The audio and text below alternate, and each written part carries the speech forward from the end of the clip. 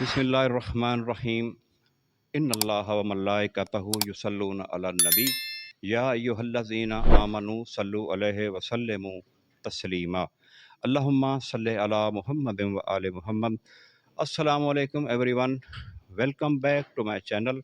सबसे पहले मैं अपने उन तमाम दोस्त अहबाब का, देखने वाले और सुनने वालों का बेहद मशकूर हूँ कि जिन्होंने मेरे चैनल को सब्सक्राइब किया।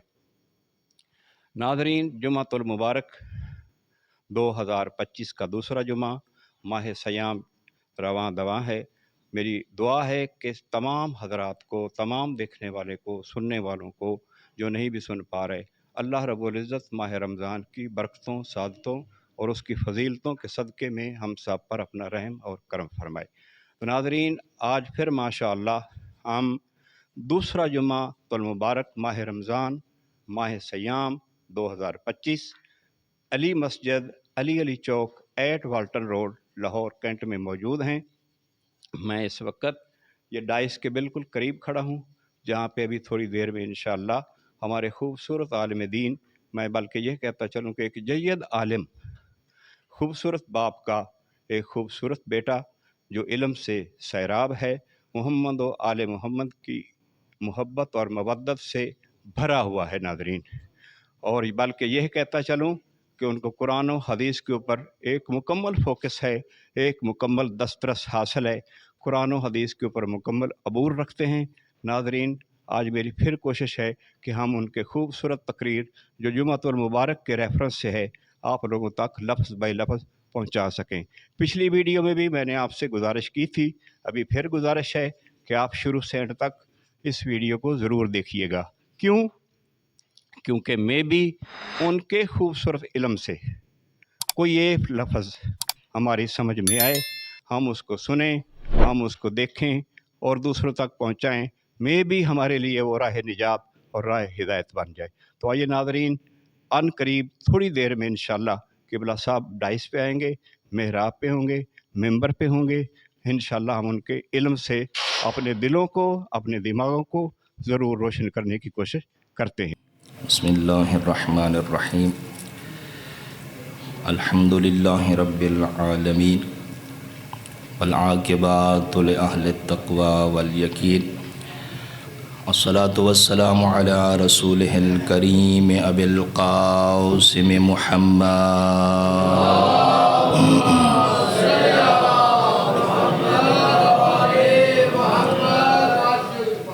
अम्मा बअद,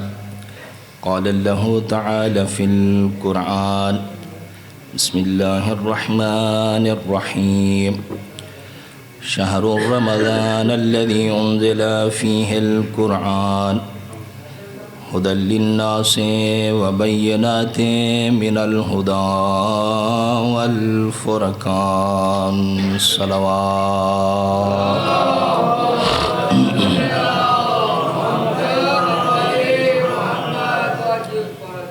दुआ है करीम अल्लाह हम सब को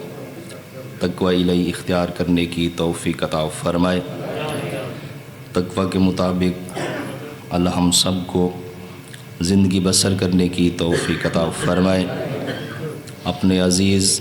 बच्चों को, रिश्तेदारों को खुदा हमें इतनी तौफ़ीक़ दे, खलूस नीयत के साथ उनको तक़वा की तरफ मुतवज्जे कर सके। मेरे वाजिबुल एहतराम, तक़वा इलाही, वाजिबात की पाबंदी, मुहर्रमात से अपने आप को दूर रखना और सही अल्लाह का इंसान बन के ज़िंदगी गुजारने का नाम तक़वा है। तो अल्लाह इस रमज़ानुल मुबारक के अज़ीम सातों के सदक़े में खुदा तक़वा की हम सब को तलकीन करने की तौफ़ीक़ अता फ़रमाए। मेरे वाजिबुल एहतराम, खुदा कलाम पाक में सूरह बकरा में फ़रमा रहा है, शहरु रमज़ान उन्ज़िला फ़ीहिल क़ुरआन हुदल लिन्नासि व बय्यिनात, के शहरु रमज़ान इतनी अज़मत वाला महीना है, उन्ज़िला फ़ीहिल क़ुरआन, मैं खुदा ने इस अज़ीम महीने में इस कुरान पाक को नाजिल फ़रमाया है। हुदल लिन्नास इसलिए नाजिल फ़रमाया है کہ لوگ اس سے ہدایت حاصل کر سکیں، لوگ اس سے فیوض حاصل کر سکیں۔ ھدی للناس وبینات من الہدی والفرقان، اور ایسے دلائل پر یہ قرآن، ایسی ہدایت پر یہ قرآن اترا ہے کہ باطل اس سے اپنے آپ کو دور رکھے۔ تو میرے واجب الاحترام احکام حکم خداوندی ہے، ہم تک کلام پاک کے ذریعے سے اس عظیم کتاب کے اعمال، اس عظیم کتاب کے ثواب، اس عظیم کتاب کی برکات ہم تک پہنچی ہیں۔ تو ہم یہی دعا کر سکتے ہیں کہ خدا ہم سب کو اس ماہ سیام میں کلام پاک پڑھنے، اس پر عمل کرنے، اور بالاخص اس چراغ کو اپنے گھروں میں خدا روشن کرنے کی توفیق عطا فرمائے۔ اس زمرے میں کہ یہ ماہ سیام، ماہ رمضان، یہ رمضان کریم اور کلام پاک کا ایک گہرا آپس میں تعلق ہے کہ اللہ تعالیٰ نے اس رمضان المبارک میں کلام پاک سے متمسک رہنے کے لیے، یعنی معصومین علیہ الصلاۃ والسلام کے ارشادات اور کلام پاک کی آیہ مبارکہ ہم تک پیغام پہنچاتی ہے کہ اس مہینے میں زیادہ تر اپنے آپ کو قرآن والا بنائیں، اپنے آپ کو قرآن سے متمسک رکھیں، اپنے آپ کو تلاوت کلام کے ذریعے سے اپنے قلوب کو منور فرمائیں۔ حضرت امام جعفر صادق علیہ الصلاۃ والسلام فرماتے ہیں لِكُلِّ شَيْءٍ رَبِيعٌ وَرَبِيعُ الْقُرْآنِ شَهْرُ رمضان، ہر شے کی بہار ہوتی ہے لیکن کلام پاک کی بہار کا نام ہے رمضان المبارک، یہ بہار قرآن کا مہینہ ہے۔ ویسے بھی اس وقت پاکستان میں دو بہاریں چل رہی ہیں، ایک ہے بہار کا مہینہ اور ایک ہے بہار قرآن کا مہینہ۔ بہار کا مہینہ ہماری بدنی صحت کے لیے ہے کہ اس میں آپ اچھے اقدامات کریں، اپنی صحت ٹھیک کریں، اور بہار قرآن کا مہینہ اس لیے ہے وہاں اپنی بدنی صحت کو ٹھیک کریں، لیکن رمضان المبارک میں کلام پاک کی تلاوت کر کے اپنی روحی صحت کو مکمل کریں۔ تو ہمیں اس عظیم کتاب کی طرف متوجہ ہونا چاہیے، اس کے چراغ اپنے گھروں میں روشن کرنے چاہیے۔ اس زمرے میں پھر قرآن پاک کی فضیلت میں اہل بیت علیہ الصلاۃ والسلام نے کافی سارے ارشادات فرمائے ہیں۔ خدا فرماتا ہے کہ یہ قرآن میں نے اس ماہ رمضان میں نازل کیا تاکہ آپ لوگ ہدایت کر سکیں۔ اسی زمرے میں حضرت رسول خدا صلی اللہ علیہ وآلہ وسلم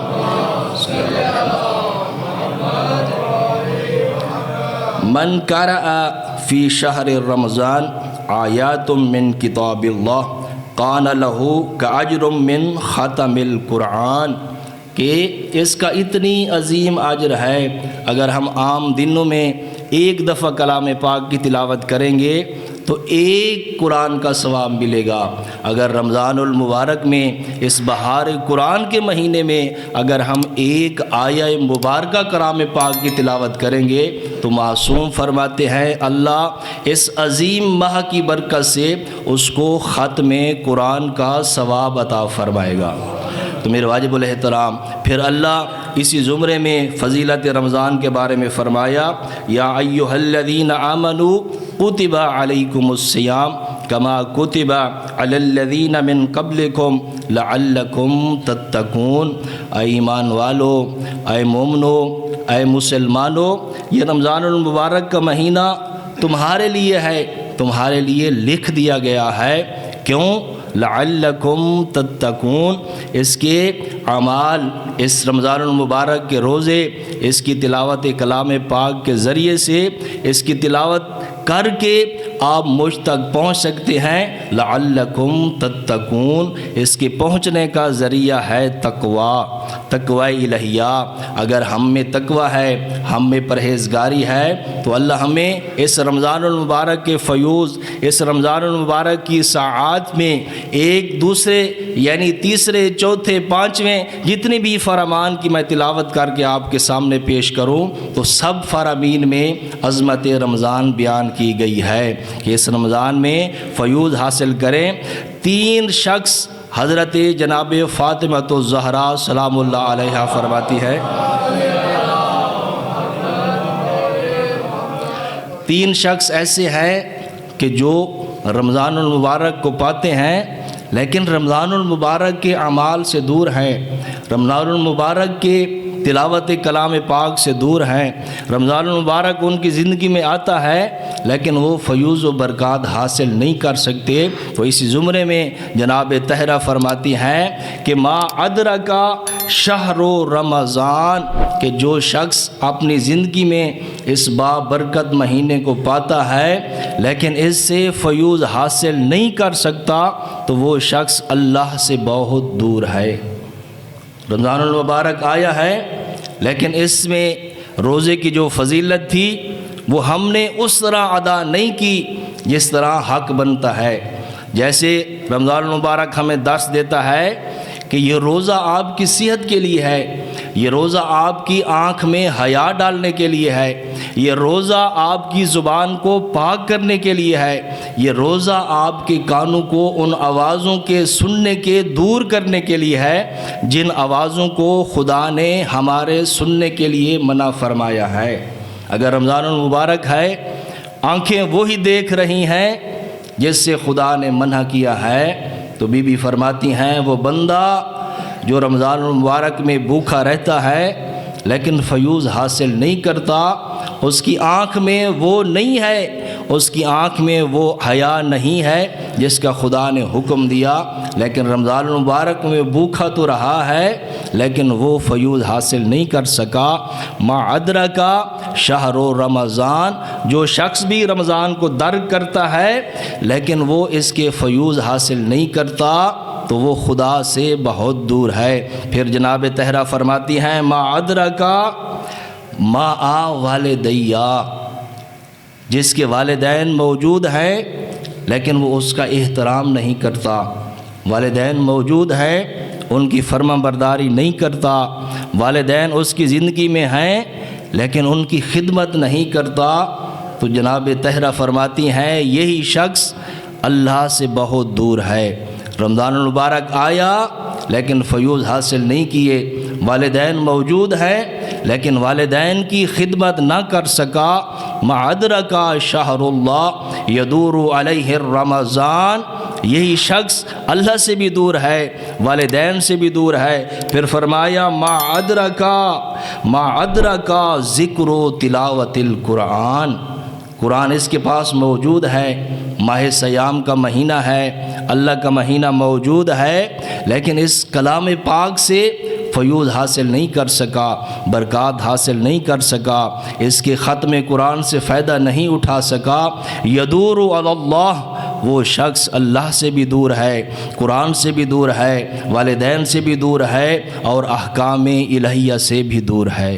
میرے واجب الاحترام، بہار قرآن کا مہینہ ہے، عظمت قرآن کا مہینہ ہے، اس مہینے میں انسان کے لیے آپ نے علماء سے سنا ہے کہ اللہ تعالیٰ نے اس کے لیے پیکج عطا کیے ہیں، اگر تو سکون سے روزہ رکھ کے سو جائے گا تو میں تیرے روزے کو عبادت شمار کروں گا، تیرے سونے کو عبادت شمار کروں گا۔ اگر سو گیا ہے تو سانس لے رہا ہے، کوئی پتہ نہیں اگلی سانس آپ کی آئے یا چلی جائے، لیکن میں اتنی کریم ہوں اس ماہ سیام کی برکت سے اس سانس کو تسبیح میں شمار کر دوں گا۔ ہمارا اٹھنا بھی عبادت، ہمارا بیٹھنا بھی عبادت، ہمارا چلنا بھی عبادت، ہمارا سونا جاگنا بھی عبادت۔ اگر انسان ان اشیاء سے، ان ثوابات سے دور ہے تو پھر انسان رمضان کے علاوہ جو 11 مہینے اس کی زندگی میں آتے ہیں، اگر وہ رمضان سے کچھ حاصل نہیں کر سکا تو ان 11 مہینوں سے بھی کچھ حاصل نہیں کر سکے گا۔ میرے واجب الاحترام، یہ ماہ سیام ہماری زندگی میں اللہ تعالیٰ نے ہمیں تحفہ کے طور پر دیا ہے، بالخاص اس کی طرف ہمیں متوجہ رہنا چاہیے، ان کی عبادات کی طرف متوجہ رہنا چاہیے۔ اگر ہمارے قرب و جوار میں ہمارے عزیز رشتہ دار اس رمضان کے فیوز حاصل نہیں کر رہے، رمضان میں وہ یعنی مالی لحاظ سے ایک صلوات پڑھیں عظمت زہرا سلام اللہ علیہا،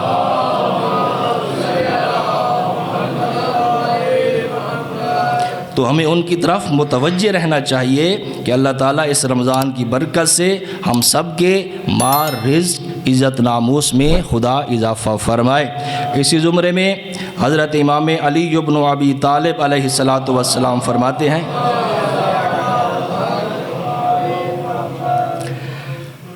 ان ھذا القرآن هو نور المبین فعارفوا فیہ ربکم واتبعوا۔ یہ کلام پاک آپ کی طرف جو آیا ہے یہ خدا کا نور ہے، یہ واضح نور ہے جو آپ کی طرف آپ کے گھروں میں موجود ہے۔ فعارفوہ، تو اس کلام پاک کے ذریعے سے، اس کی تلاوت کے ذریعے سے اپنے رب کو پہچانو، ربکم واتبعوا، اور پہچانو اور اس قرآن کی پیروی کرو۔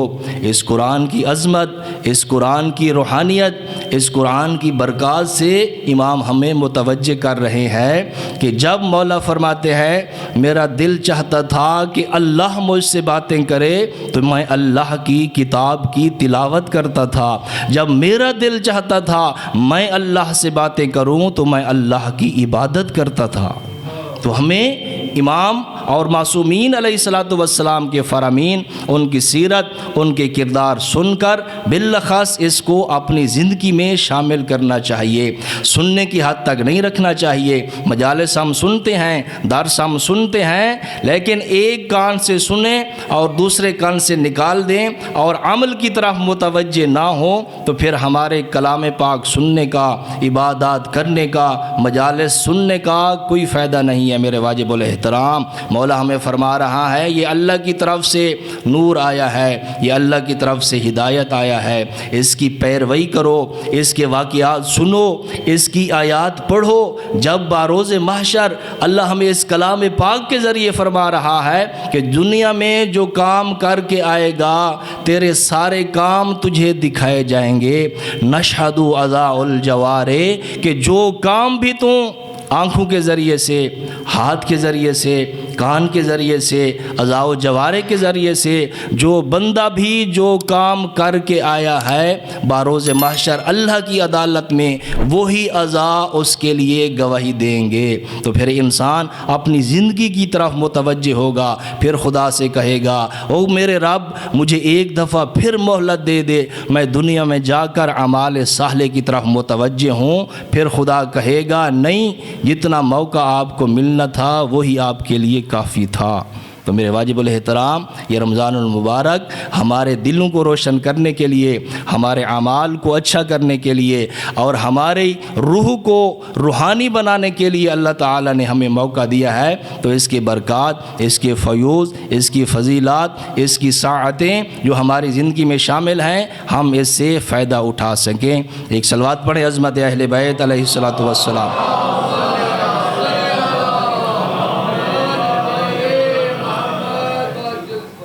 تاریخی مناسبت حضرت امام حسن مجتبی علیہ السلام کے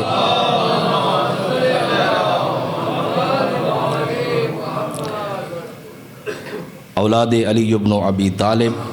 نواسہ پیغمبر حضرت امام حسن مجتبی علیہ السلام کی ولادت با سعادت کے ایام ہیں۔ 15 رمضان المبارک 3 ہجری مدینہ منورہ میں جناب زہرا سلام اللہ علیہا کے ہمارے اماموں میں سے دوسرے امام اس دنیا میں تشریف لائے ہیں۔ تو اس مناسبت سے آپ کو، تمام مومنین کو اور امام زمان علیہ الصلوۃ والسلام کو سامنے ہم ہدیہ تبریک پیش کرتے ہیں کہ خدا ان خوشیوں کے ذریعے سے جو مومنین پریشان ہیں، مصیبات میں ہیں، تکلیف میں ہیں، تو ان ائمہ معصومین علیہ الصلوۃ والسلام کی ولادات کے صدقے سے اللہ ان سب مومنین کی پریشانیوں کو دور فرمائے، ان سب مومنین کی پریشانیوں کے حل کے لیے ایک بلند تر صلوات۔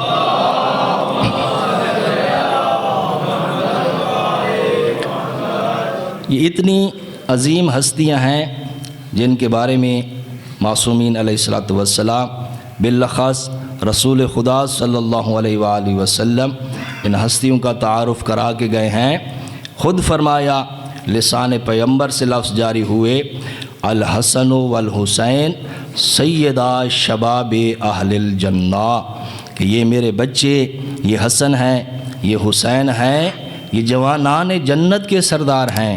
ان کا احترام کرو۔ ان کا احترام گویا مجھ رسول کا احترام ہے، ان کا احترام خدا کا احترام کیا ہے۔ اگر ان کی طرف متوجہ ہوں گے، ان کی سیرت کی طرف، ان کے اعمال کی طرف، ان کے حلم کی طرف، ان کی عبادت کی طرف اور ان کے تقوی کی طرف، ان کے اخلاق کی طرف متوجہ ہو کے انسان اپنے اخلاق کو، اپنے حلم کو، اپنے تقوی کو، اپنی بردباری کو مزید بہتر کر سکتا ہے۔ اگر ہم ان کی اخلاق کی طرف متوجہ ہوں، واقعات آپ کو یاد ہیں، آپ نے سنے ہوئے ہیں، مطالعہ کیا ہوا ہے، مجالس میں بیان ہوتے ہیں، لیکن صرف یاد دہانی کے لیے اگر ہم ان ہستیوں کے اخلاق کی طرف متوجہ ہوں، پھر ہم اپنے اخلاق کی طرف متوجہ ہوں، تو ہم ان سے دور نظر آتے ہیں،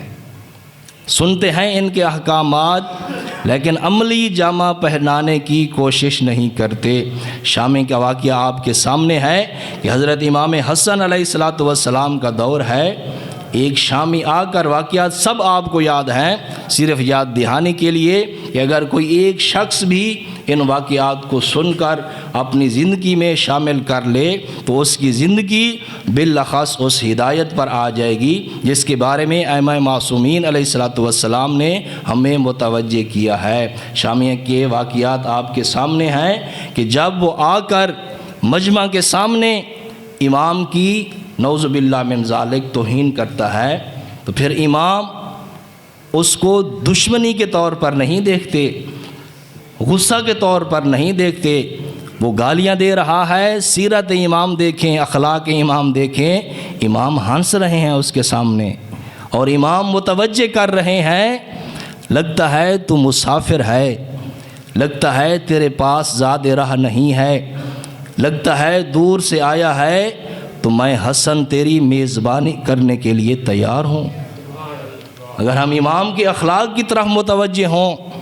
وہ دشمن تھا، امام کو جانتا تھا، لیکن پھر بھی توہین امام میں تھا۔ ہم تو امام کے ماننے والے ہیں، ہم تو امام کے یعنی نام پر جان قربان کرنے والے ہیں۔ اگر ہمارا اخلاق، ہمارا حلم، ہماری سیرت اس کے مطابق نہیں ہے تو میرے واجب الاحترام، یہ زبانی کلامی ہم ان سے محبت کرتے ہیں، لیکن اخلاقی طور پر ہم ان سے بہت دور ہیں۔ اگر کوئی مومن، کوئی بھائی ہمیں کوئی بات کر دیتا ہے تو ہم ان کے گریبان تک جانے کے لیے تیار ہو جاتے ہیں۔ حالت یہ ہے کہ مسجد کے احترام کا بھی خیال نہیں رکھتے۔ ہمیں تھوڑا سوچنا چاہیے کہ ہم اللہ کی عبادت کے لیے آئے ہیں اور اسی عبادت گاہ میں ایک دوسرے کے گریبان جانے کے لیے تیار ہیں۔ یہ اخلاق کی سیرت ہے۔ شاہ صاحب نے متوجہ کرایا ہے کہ ایک دو جملے ہمارے اخلاق کی طرف میں، یعنی ہمیں جانا چاہیے، ہمارے اخلاق کو بھی بہتر کرنا چاہیے۔ یہ خانہ خدا ہے، اس کا احترام ہے، اس میں بندہ اونچی آواز سے کلام پاک بھی نہیں پڑھ سکتا، اونچی آواز میں مجلس بھی نہیں پڑھ سکتا، اجازت نہیں ہے۔ ہم اگر پڑھتے ہیں، اگر ہم اس مسجد میں بیٹھ کر آواز کو بلند کرتے ہیں، تلاوت کلام پاک تو دور کی بات، مجلس تو دور کی بات، اور ہم ایک دوسرے کے لیے اگر لڑنے کے لیے تیار ہو جائیں تو اللہ کے سامنے ہمارا کیا حشر ہوگا۔ گویا ہم احترام خدا نہیں کر رہے، خدا کے گھر کا احترام نہیں کر رہے۔ تو خدایا اس رمضان میں ہمیں اپنے اخلاق کو، اپنی تربیت کو، اپنے آپ کو ایسا بنائیں جیسا ائمہ معصومین علیہ السلام چاہتے ہیں۔ اگر وہ اپنے دشمن کو، وہ جو ان کے سامنے